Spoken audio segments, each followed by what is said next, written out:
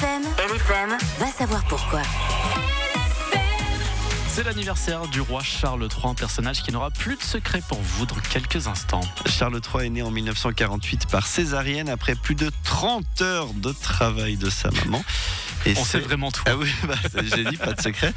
Mais c'est le premier enfant royal britannique qui n'est pas né, attention, en présence d'un membre du gouvernement dans la pièce. Savez-vous pourquoi jusque-là il fallait toujours en avoir un sur place pour assister à l'accouchement? Donc il y avait un premier ministre, quelque chose comme ça, qui allait observer. Qui restait Regardez présent. ce qui se passait, ouais.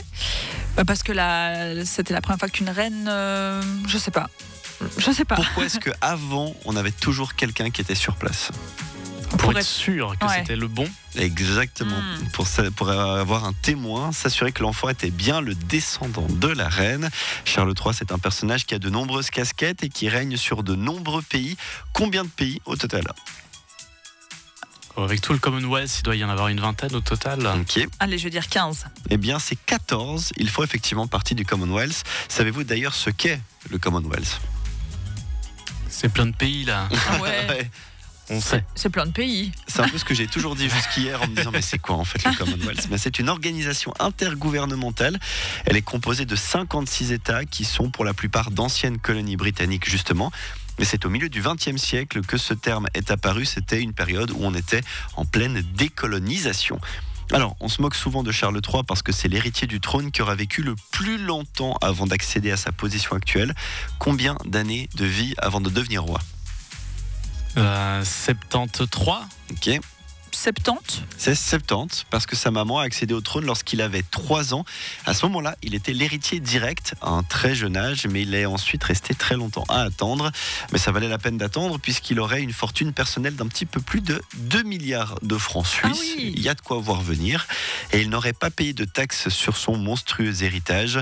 Savez-vous combien de fonds publics il reçoit chaque année pour ses fonctions?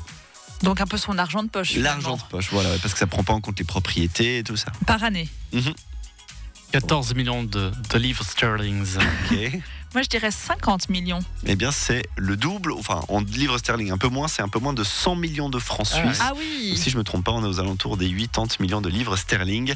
D'ailleurs, suite au procès, ou pas du tout, suite au décès de sa maman, Charles a vendu aussi ses chevaux. Et puis là, il a empoché la coquette somme de 2 millions de francs.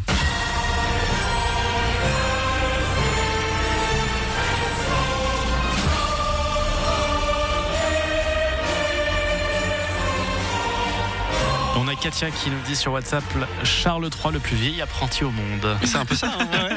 C'est une manière de voir les choses. Voici un autre anglais, James Blunt, maintenant sur LFM à 6h52. 6h, 9h. Le réveil LFM.